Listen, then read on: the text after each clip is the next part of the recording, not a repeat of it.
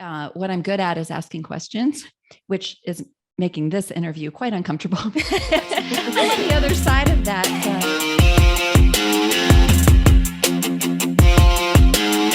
Hey, empowered vegan lifers, Ella here with my co-host. Hey, Stephanie. Okay, what's going on today? What is going on? I'm back in Miami after a trip to Hogs and Kisses Farm Sanctuary, where I went up to give Anne a little breather and take care of the animals, and it was a fabulous trip.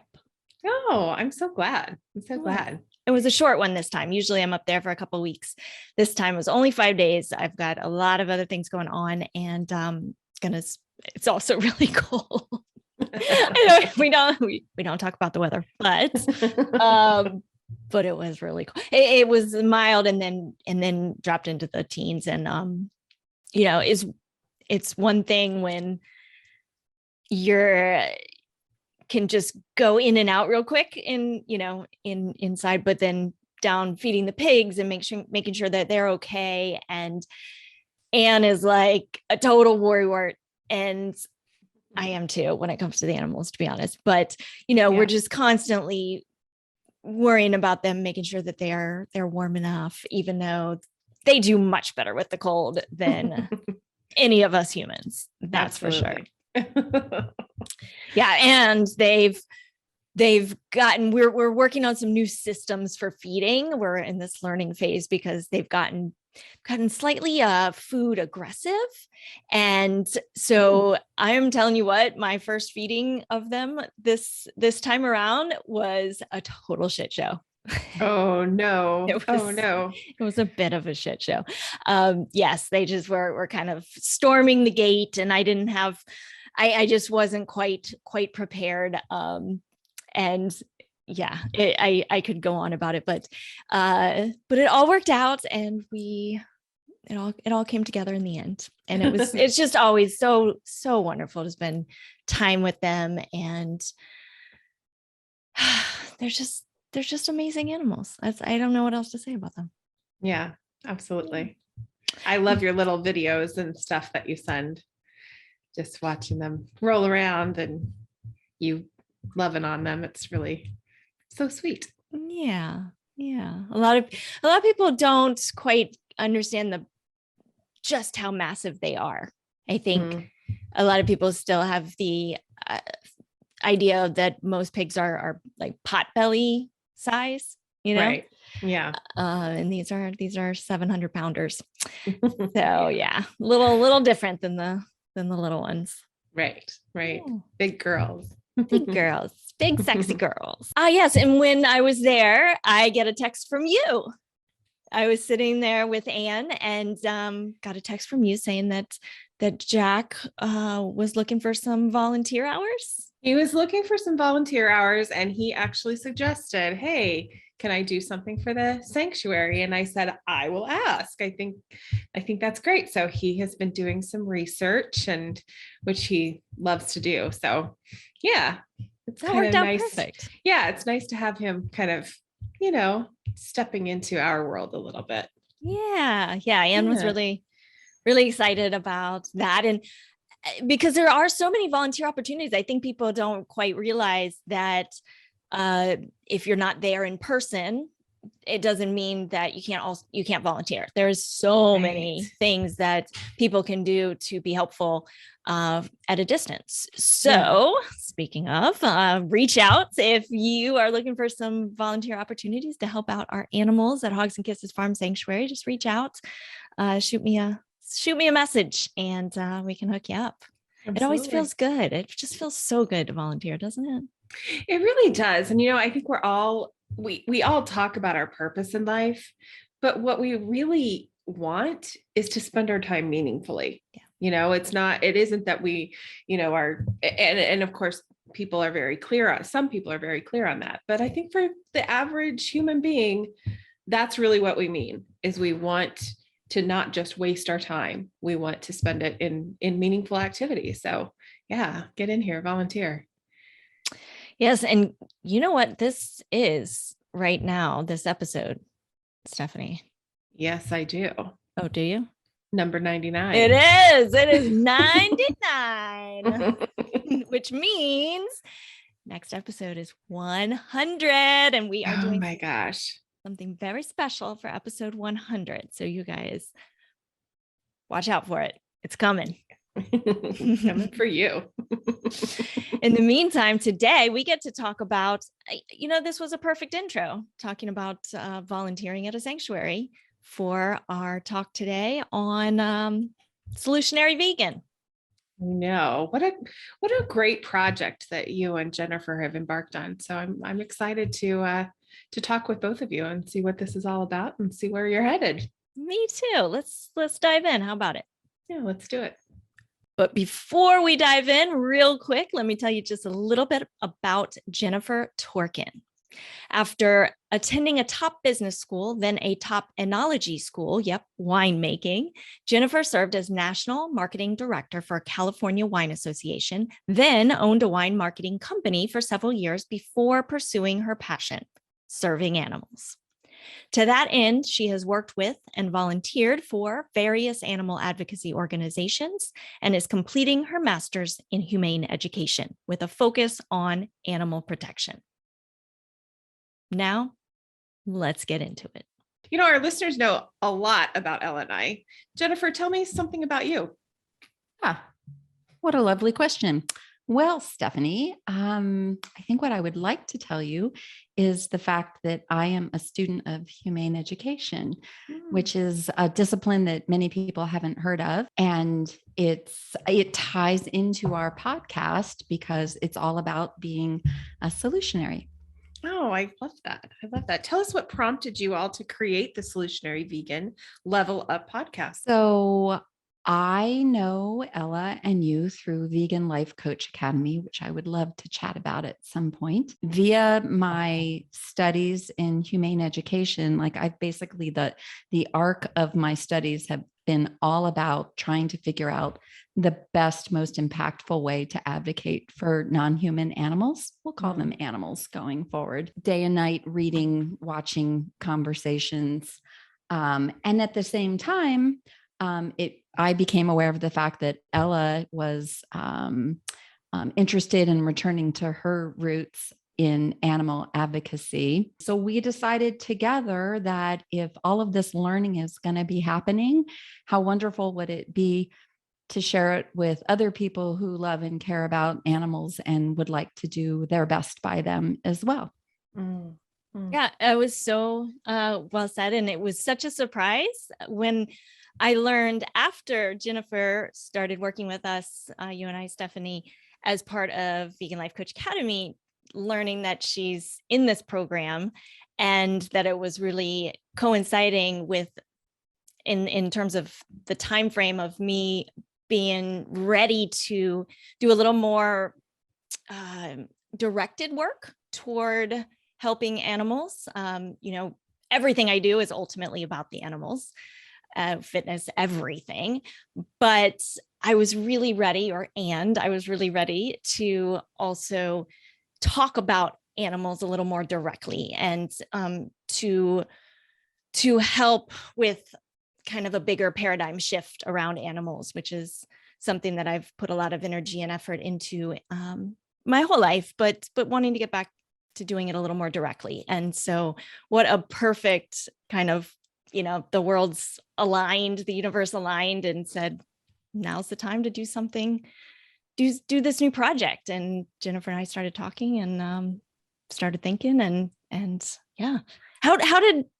How did we exactly come to the conclusion that we were actually going to get into action? Because it's one thing to think about it. Do you remember? Because I'm trying to remember. That's a brilliant question. And I don't remember, but part of humane education is helping people figure out what their passion is and what they're good at and what they enjoy doing. So for me, via the program, I figured out, I know what I'm passionate about. I'm passionate about non-human animals. And what I'm good at is asking questions, which is making this interview quite uncomfortable. I'm on the other side of that, but I could ask questions all day.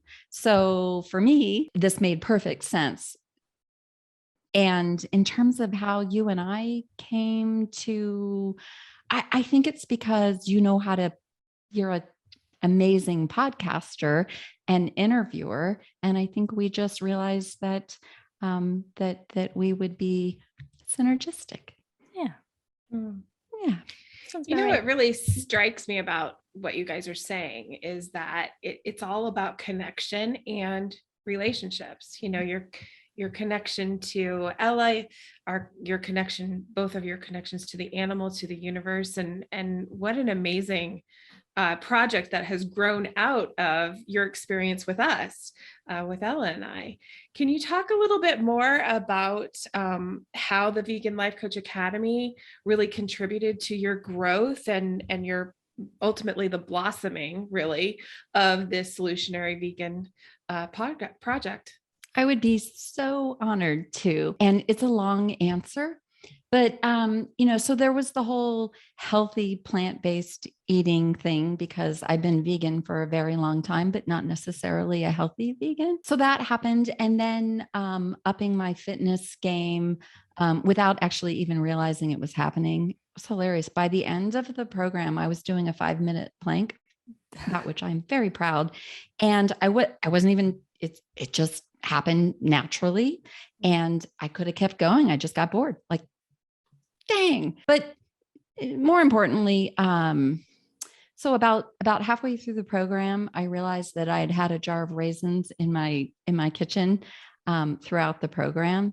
And what a moment that was for me, because I had suffered from disordered eating for 35 years since college.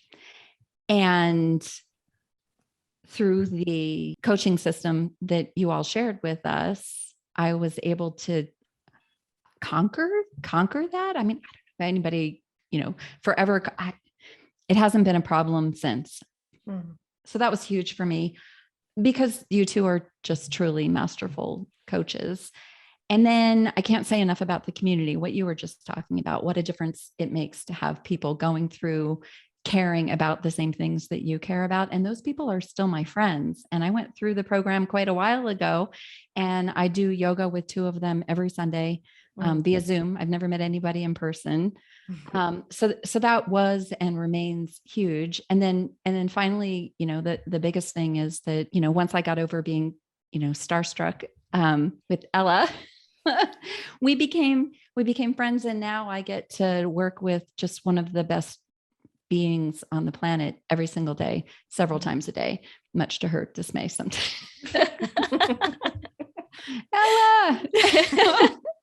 Oh, you're hilarious. Okay. So the other thing I would like to add is just what I've seen in terms of your willingness to be uncomfortable and still move forward. Like you just said, was such a perfect example. You were like, this is really uncomfortable what I'm doing right now. Like being interviewed is uncomfortable. Being considered a co-host of a podcast is very uncomfortable for you. Yeah, right? I fought that one hard, didn't I? You fought. But the thing is, we all want to find our way to help, to serve, to make things better for animals and other humans and the environment. And so it's uncomfortable for me, but if I can deliver something that helps other beings, then so be it. I'm in.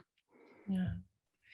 Jennifer, our listeners know a lot about Ella and my journey to veganism. Tell me about yours. Take us back a little. My journey is not, I don't know, I don't consider it heroic. I, like many, had been a vegetarian, or I called myself a vegetarian for a very long time since college. And that was, I did that in order to lose weight, and okay, it worked. But my family was from Maryland and very much into crabs, and I participated in crab feasts happily.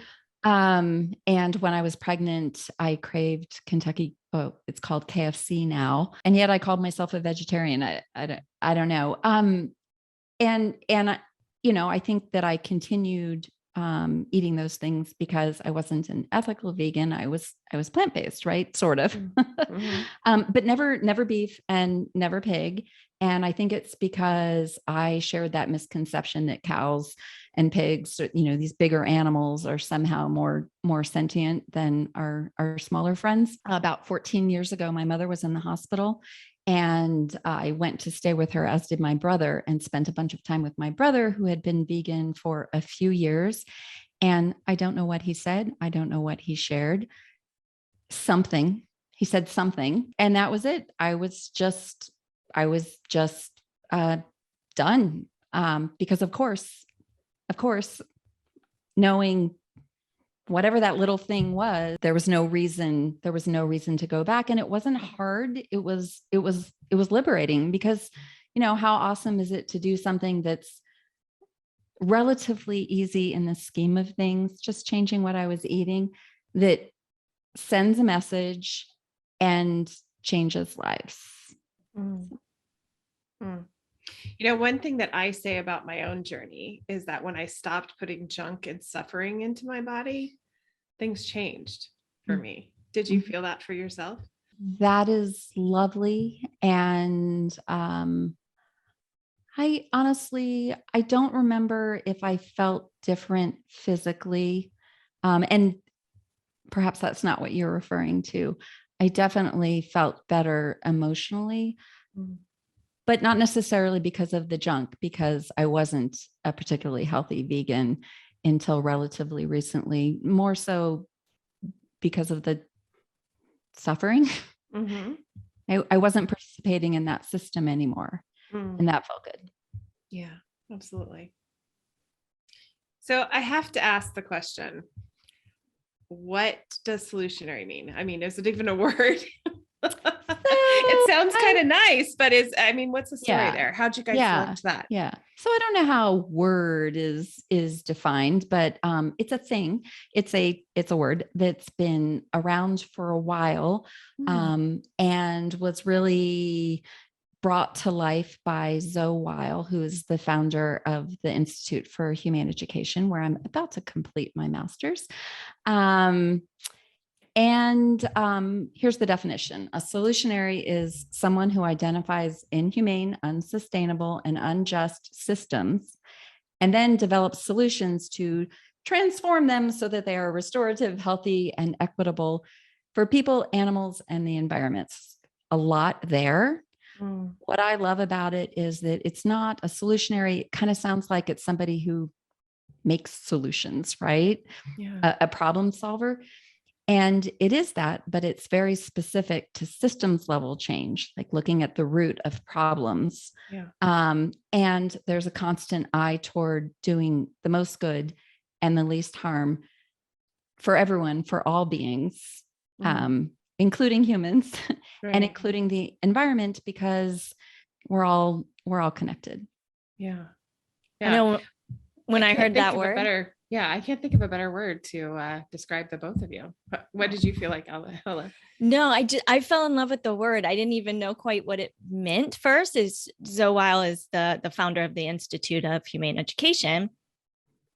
And so that's how I got introduced to it through Jennifer and Zoe. And just something clicked, and it really resonated when I read that definition and realized as well the work I've been doing, even though not directly, directed towards animals necessarily, non-human animals.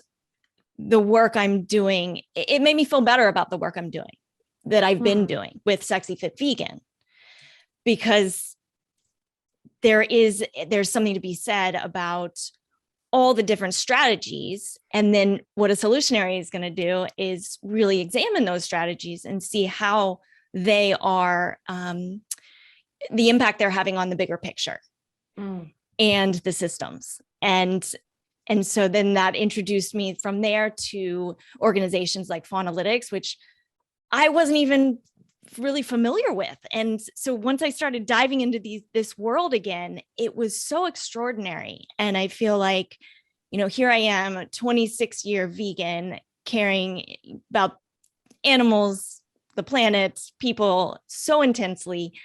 And knowing now that there's this whole world that I still am unaware of, it was really exciting to me. It kind of like lit my soul on fire and re-energized me to move forward and continue my work in new and different ways. Mm. Wow. And you, as a 26-year vegan, you didn't know about some of this stuff. Tell me a little bit more about that. Yeah, you know, I've been focused so much since starting Sexy Fit Vegan on how to spread that message as far and wide as I could in the ways, you know, we all can't do it all. And there's a place for everything, right? And I'm a fitness expert. I am somebody who knows a lot about nutrition, and I can really help people and I can inspire people. And I chose that route after being an activist, specifically for animal rights. I chose that route simply because I found it in my own life, anecdotally, to be making the bigger difference at that time. So I went that route, not necessarily because I was more passionate about fitness than animal rights, but because I was finding that through fitness and through my work in that industry, I was actually able to reach what seemed like even more people. But at the same time, there was this piece of me that felt a little sad about not having animals be the forefront of my work. So all in all, like this is doing it's making me feel better. It's helping me feel better about the work I've been doing. And it's allowing me to do some new and different work that's also going to make an impact. And that's why I'm so excited about the Solutionary Vegan Level-Up podcast, is because what a great way to reach people. And now we can bring in the Sexy Fit Vegan and the Vegan Life Coach Academy audience, people that are caring about animals and want to level up their activism or their advocacy, or just learn how to do some different things that might actually impact other people and animals on the planet. So it's all kind of full circle, it feels like. Yeah. So I know this is your interview, Stephanie, but allow me to take over. So you just brought up a really great point, Ella, and that is that there are so many different forms of advocacy. I mean, I hate to even use that word because, it really just means, I don't know what it means, helping, right? Advocating. Your method was and is highly impactful. And what we want to do with this podcast is help others find their method for serving. There are so many that when I started in the humane education program, I did this whole presentation about where I was the advocate trying to figure out what to do. There are so many strategies and there are so many tactics. And we're hoping with this podcast that we can help everybody find something that they can do to help them elevate their efforts to minimize suffering. So do you have plans beyond the podcast? We do. So we have a website, which is solutionaryvegan.org. And right now what's on the website is an invitation to please sign up for our email list so we can let you know when we've dropped the first episodes. And then a bunch of information about what a solutionary is and what our plans are for the podcast. And then beyond that, we have plans for a Solutionary Vegan Summit, plans for educational material. So we can kind of put together that which we're learning from our guests in a format where we can share it with advocates. And then there's a top secret project that Ella's smiling. I don't know if she's ready to share or not, or perhaps we'll just leave it at that. Okay. So the website will be a home for all sorts of solutionary projects. Okay. All right. So tell me who the podcast is for. What are people going to learn when they tune in? The podcast is for people who want to improve their advocacy on behalf of animals. Simple as that. So we're talking to people who either have anecdotal experience, like we've already interviewed Chef AJ, which is another great example of like she's helping animals through teaching people through being hilarious, and also through teaching people how to cook great healthy vegan food. So there'll be folks like that. And then there will be lots of people who collect and analyze data, people like Faunalytics and FFAC and the Humane League. And we're interviewing next week the author of Animal Impact, which is a book all about strategic advocacy in the animal protection space. So we'll be talking about figuring out what strategies are effective, and then what tactics are effective. So I feel like I'm being a little bit vague. So, should I do social media posts? If so, should I include graphic images, or should I include happy piggies at farmed animal sanctuaries? Should I share documentaries with my friends and family? Should I go to protests? Should I write legislators? Should I, become an educator and teach kids about critical thinking and compassion? And then, looking at things like, do vegan pledges work? Should we be talking about health and the environment, or solely the ethical issues? Is it more effective to ask people to reduce or to stop completely their animal consumption, which best serves animals, which minimizes suffering the most? And then, so those are all the sorts of things. And again, how can I help? We ask every guest at the end, what's an action we and our listeners can take right now that will positively impact animals? And I would be remiss if I didn't also mention that down the line, we want to talk about food justice and how humans and the environment are impacted by our system, by our food system. And there's a lot there to unpack, and there's a lot of people working on that. Mm-hmm. Yeah, we really want to take people on this learning journey with us. And Jennifer from her program at IHE is kind of, she's way up there in terms of education from where I'm at. And I feel like I almost represent a lot of our listeners in a way, because I'm going to be learning a lot. We're both going to be learning a lot along with our guests and along with our listeners.